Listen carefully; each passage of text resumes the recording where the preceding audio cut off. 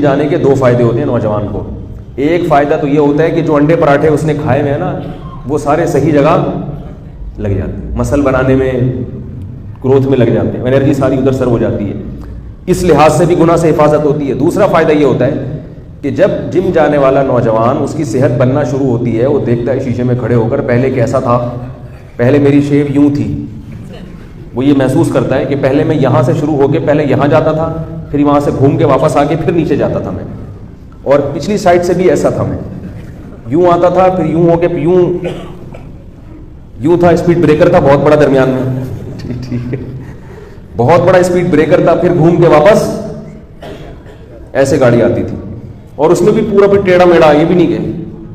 تو جب وہ جم جانا شروع کرتا ہے اور وہاں کسی ماہر استاد سے ایکسرسائز سیکھتا ہے, خوراک کا اس سے شیڈول پوچھتا ہے بھائی کیا کھانا ہے کیا نہیں کھانا, اور اس کے اسپیڈ بریکر بالآخر غائب ہونا شروع ہو جاتے ہیں, اور دیکھتا ہے کہ شیشے میں اب میں ذرا دیکھنے میں اسمارٹ لگ رہا ہوں, اور چلنے پھرنے میں بھی ذرا فٹ فاٹ لگ رہا ہوں, اور صحت بھی اچھی ہوتی ہے, چستی پیدا ہوتی ہے جسم میں, تو اس کو اپنی صحت کی حفاظت کی خود بخود فکر شروع ہو جاتی ہے. پھر وہ ہر ایسے کام سے بچنا اس کو وہ ضروری سمجھتا ہے جس سے صحت برباد ہوتی ہے, سمجھ رہے, تو ایک جذبہ پیدا ہو جاتا ہے نا. ابھی تو مرداروں کی طرح پڑا ہوا ہے, سو رہا ہے تو سوتا ہی چلا جا رہا ہے, اور جاگ رہا ہے تو پھر سونے کا نام نہیں لیتا, ساری رات انٹرنیٹ میں بیٹھا رہتا ہے اسکرین کے سامنے, آنکھیں بھی خراب کر رہا ہے, کمر بھی خراب کر رہا ہے. یہ جو انٹرنیٹ پر گھنٹوں بیٹھتے ہیں اس سے کمر کیا ہو جاتی ہے, خراب ہو جاتی ہے. تو جوانی ہے, ایک خاتون ہے اپنے شوہر سے پریشان ہے, ان کا شوہر بہت غلط ایکٹیویٹیز میں لگا ہوا ہے, بہت الٹے کاموں میں لگا ہوا ہے, اور عورتوں کے چکر میں ناجائز دوستیوں میں, بیچاری بہت پریشان, فون کیا بار بار کہ رو رہی ہے کہ میرا میاں,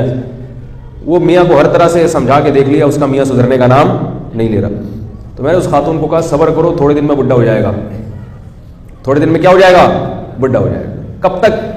کب تک جوان رہے گا ہے بھائی, شاعر نے کہا نا کب تک چھپو گے پیڑوں کی آڑ میں, کبھی تو ملو گے لنڈا بازار میں, کبھی نہ کبھی تو لنڈا بازار میں ڈیفنس والے بھی آتے ہیں, کلفٹن والے بھی آتے ہیں, کیونکہ مال وہی ہے مگر سستے ریٹ پہ مل رہا ہے. کون پاگل ہے جو لنڈا بازار میں جائے گا بھائی, اس کو پھر آپ شاپر میں پیک کر کے اس طریقے کر کے لٹکا دیں, کوئی طارق روڈ سے خریدا ہے. تو شاعر نے بڑی پیاری بات کی, کب تک چھپو گے پیڑوں کی آڑ میں, کبھی تو ملو گے لنڈا بازار میں. تو اسی طرح یاد رکھو, جوانی میں کر لو جو کرنا ہے, لگا لو دوستیاں, کب تک, کچھ وقت کے بعد جسم میں صحت ختم, پھر کیا کرے گا, پھر بیٹھا رہے گا. تو یہ خرمستیاں تو خود بخود چھوٹ جاتی ہیں تھوڑے دنوں میں.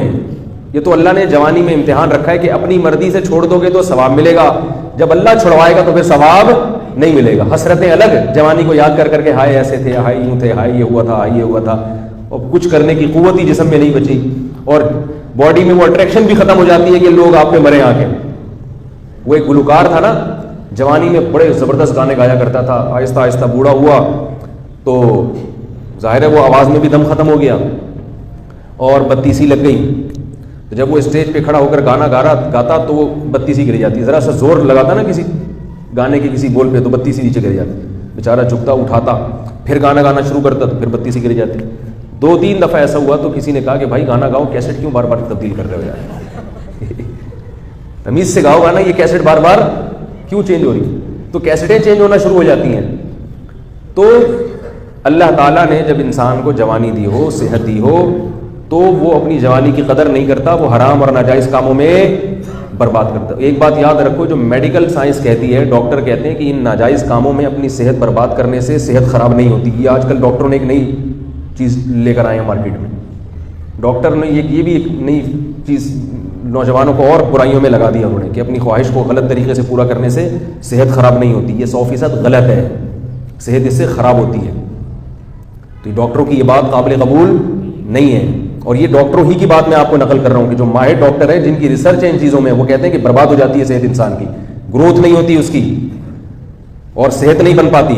تو جو حلال ہے وہ حلال ہے, جو حرام ہے وہ نیچر کے خلاف ہے. تو اس لیے کبھی کوئی ڈاکٹر کسی کو الو بنا رہا ہو نا کہ کچھ نہیں ہوتا, تو اس سے متاثر ہونے کی ضرورت نہیں ہے, صحت خراب ہو جاتی ہے. نوجوانوں کے حالات دیکھو نا, ایسے بیچارے پھیکے پھیکے سے چہرے ہیں, ان کے چہرے پہ رونق ہی ختم ہو گئی, ایسے آ رہے ہوتے جیسے ہینگر پہ کوئی چیز لٹکی ہوئی ہے. نقشہ کھینچتا ہوں نا, ہینگر پہ کپڑے لٹکے ہوئے ہوتے ہیں نا, تو ایسے ہی لگتا ہے کہ اس کے اوپر کپڑے لٹکے ہوئے ہیں, عجیب سے. پھر جو ہیں بھی تو موٹے ہیں تو پھر موٹے ہی موٹے, عجیب سے, چہروں پہ رونق نہیں ہے. گٹکے کی لعنت, اور یہ سب سگریٹ کی لعنت, اور حرام کاریوں کی لعنت, اور خواتین کا بھی یہی حال ہے، وہ بھی فحش اور بیہودہ فلمیں دیکھ رہی ہیں، ان کی بھی صحتیں برباد ہیں. تو آخرت کی فکر نہیں کرتے انسان، اپنی دنیا کی فکر ہی کر لے کم از کم. صحت مند لوگ کتنی اچھی زندگی گزارتے ہیں. حکیم سعید کا نام سنا ہے آپ لوگوں نے؟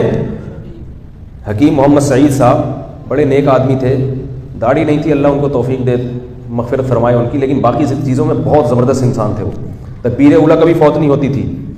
بچپن سے ہی حکمت کا علم سیکھا، اپنی جوانی کی حفاظت کی انہوں نے، حرام کاریوں میں، فضول چیزوں میں جوانی کو برباد. خود میں نے ان کی سوانح پڑھی ہے، میں ان کا یہ نونہال جو ہے نا بچپن میں پڑھا کرتا تھا، اس میں ان کے مضامین بڑے دلچسپ ہوتے تھے، بہت علمی باتیں ہوتی تھی اس میں. تو اپنی صحت کا خیال کیا انہوں نے، آخرت کا بھی دنیا کا بھی. علماء سے ان کے بڑے اچھے تعلقات تھے. دارالعلوم کرنگی کا پورا سسٹم جو پیسوں کا نظام ہے وہ آڈٹ کر کے وہ دیا کرتے تھے. کتنی زبردست صحت، کتنی خوش و خرم زندگی گزاری انہوں نے. 70 سال کی عمر میں جب ان کو شہید کیا گیا ہے تو اس وقت ان کا روز کا معمول تھا 2 گھنٹے بیڈمنٹن کھیلنے کا. 70 سال میں کوئی بیڈمنٹن کھیل سکتا ہے 2 گھنٹے؟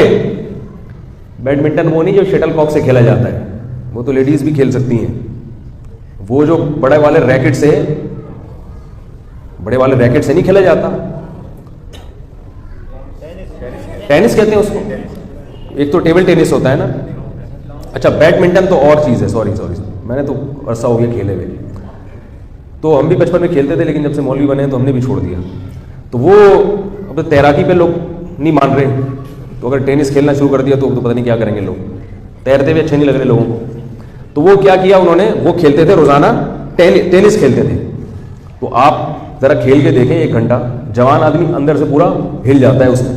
2 گھنٹے روز کا معمول تھا 70 سال کی عمر میں. خوراک کیا تھی؟ صرف 2 ٹائم کھاتے تھے، وہ بھی بہت تھوڑا. میں نے ایک دفعہ ان کی زندگی میں انہوں نے ایک مضمون لکھا، وہ مضمون میں نے پڑھا نونہال میں. انہوں نے کہا میرا بیرون ملک دورہ تھا، تو میں رمضان تھا، تو انہوں نے بتایا کہ رمضان میں میں صرف کیا کرتا ہوں کہ دال یا کوئی چنے کی دال یا مونگ کی دال کو پانی میں بھگو کے افطاری میں وہ کھاتا ہوں، آدھی پاؤ یا چند گرام. تو انہوں نے کہا میں جب وہ کھا رہا ہوں تو میں نے اپنا وزن چیک کیا تو میرا وزن بڑھ گیا. تو انہوں نے اس پہ لکھا کہ دیکھو اس سے پتہ چلتا ہے کہ انسان کو صحت مند رہنے کے لیے کتنی کم خوراک چاہیے، کہ رمضان میں اتنا کھا رہا ہوں اس سے بھی ویٹ کیا ہو رہا ہے، بڑھ رہا ہے. تو انہوں نے خوراک کو کم کیا تاکہ ویٹ نہ بڑھے. لیکن شہوت پرست آدمی کم کر سکتا ہے. میں یہ نہیں کہہ رہا آپ کم خوراک کھائیں، آپ اپنے حساب سے کھائیں، لیکن ایک بات ہے نا کہ جب ان کو خیال ہوا کہ بھئی یہ بھی میرے لیے نقصان دہ ہے، اس سے بھی وزن کیا ہو رہا ہے، بڑھ رہا ہے، اس کو بھی کم کر دیا. جو آدمی خواہشات کا غلام ہو وہ کم کر سکتا ہے. وہ کہے گا یار افطاری میں اتنا سا کھائیں، یہ کیا ہے، کون سا دین ہے بھائی، یہ کھائے گا اور پھر ایک دھماکے کے ساتھ پڑ جائے گا، بلڈ پریشر کا مریض بنے گا، گھر میں ہر وقت سب کو سناتا رہے گا، ڈانٹتا رہے گا ادھر. تو عجیب زندگی، بے رب سی، بے تکی سی، دیندار ہو یا بے دین ہو سب کی یہی حالت، ایک الٹی سیدھی بے تکی زندگی ہے. صحابہ کرام کی زندگی دیکھیں کیسی خوبصورت زندگی تھی ان کی، کتنی اچھی صحتیں تھیں. ایک بادشاہ نے رسول اللہ صلی اللہ علیہ وسلم کے پاس ایک حکیم بھیجا گفٹ کے طور پہ، تحفے کے طور پر. ایک ڈاکٹر بھیجا اس زمانے کا کہ یہ فری میں علاج کرے گا، کس کا، صحابہ کا. ہمارے محلے میں کوئی ڈاکٹر آ جائے خوشی سے سارے بے ہوش ہو جاتے ہیں کہ یار ڈاکٹر فری میں علاج کر رہے ہیں. کیمپ لگ جاتا ہے، اس کے پاس لمبی لائن لگ جاتی ہے. تو اس کا بھی یہی خیال تھا بادشاہ کا، غالباً نجاشی تھا یا کوئی اور بادشاہ تھا، مجھے نام یاد نہیں ابھی اس کا ذہن نہیں.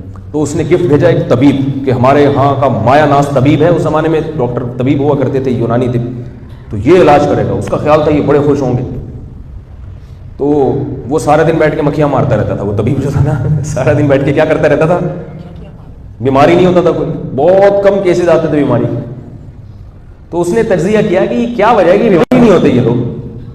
تو اس کی رپورٹ جو اس نے پیش کی نا، جیسے رپورٹ کرتے ڈاکٹر لوگ، رپورٹ پیش کی. رپورٹ میں یہ کہ یہ لوگ جب تک سخت بھوک نہ لگے کھاتے نہیں ہیں، جب تک شدید ان کو یہ نہیں کہ ہماری طرح کوئی سموسہ آ گیا تو اٹھا کے منہ میں ڈال لیا، چلو چلتے پھرتے یہ رول بھی اٹھا کے کھا لو، چلو یار اب کھانا تو کھا لیا ہے میں نے لیکن اب یہ اتنی اخلاص سے کہہ رہے ہیں تو چلو دوبارہ سے کھا لو، ٹھیک ہے نا.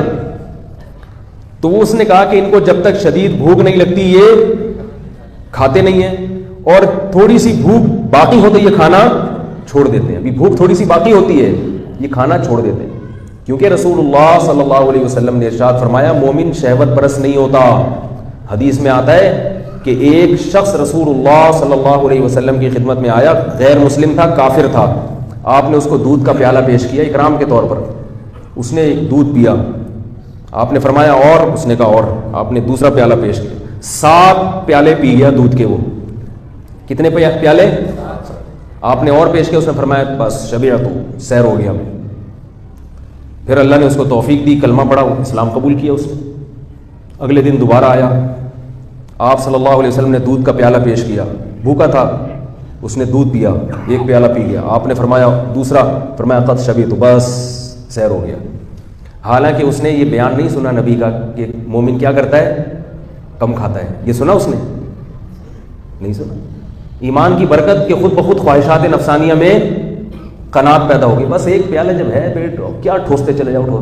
کیونکہ جو شہوت پرست آدمی ہے نا, تو وہ تو مزوں کے لیے کھاتا ہے, بس کھاتے رہو چٹخانے لیتے رہو.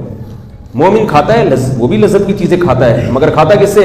اعتدال سے. بھائی کل دوبارہ کھا لیں گے, کیا خیال ہے؟ تو اس موقع پر آپ صلی اللہ علیہ وسلم نے فرمایا کہ المؤمن یأکل فی معن واحد والکافر یأکل فی 7 امعاء. کافر 7 آنتیں بھر کے کھاتا ہے اور مومن صرف 1 آنت بھرتا ہے. اور آج ہماری حالت دیکھیں, کھائے جا رہے ہیں, پھر بالآخر جب بالغ ہوتے ہیں تو بہنوں کی وراثت بھی کھا جاتے ہیں, پھر جائیدادیں کھا جاتے ہیں, پھر پلاٹ کھا گئے, رک ہی نہیں رہے, کھاتے کھاتے بالآخر قبر پھر ہمیں کھانا شروع کر دیتی ہے. نبی صلی اللہ علیہ وسلم نے فرمایا نا کہ انسان جو ہے نا, اس کی ہوس ایسی ہے کہ آپ صلی اللہ علیہ وسلم نے فرمایا کہ لو کان لابن آدم وادیا من ذهب احب ان يكون له وادیان ولن يملا افاه الا التراب. کہ ابن آدم کو اگر سونے کا بھرا ہوا ایک جنگل دے دیا جائے, وادی دے دی جائے, تو وہ اس پہ مطمئن نہیں ہوگا, وہ چاہے گا کہ مجھے اس جیسی ایک اور مل جائے. فرمایا قبر کی مٹی کے علاوہ کوئی بھی چیز اس کا منہ نہیں بھر سکتی.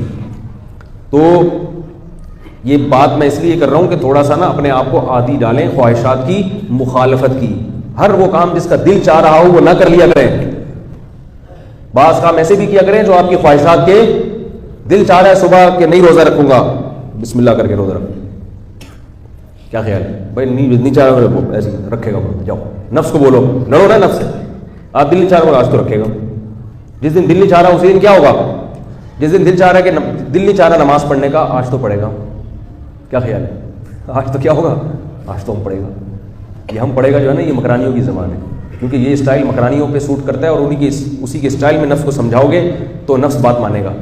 تو اگر آپ نے شرافت سے نفس سے بات کی کہ آپ پلیز آج روزہ رکھ لیجئے, ہے بھائی, اگر آپ نہیں رکھیں گے تو کیا ہوگا کہ آخرت کی ترقی میں آپ پیچھے رہ جائیں گے.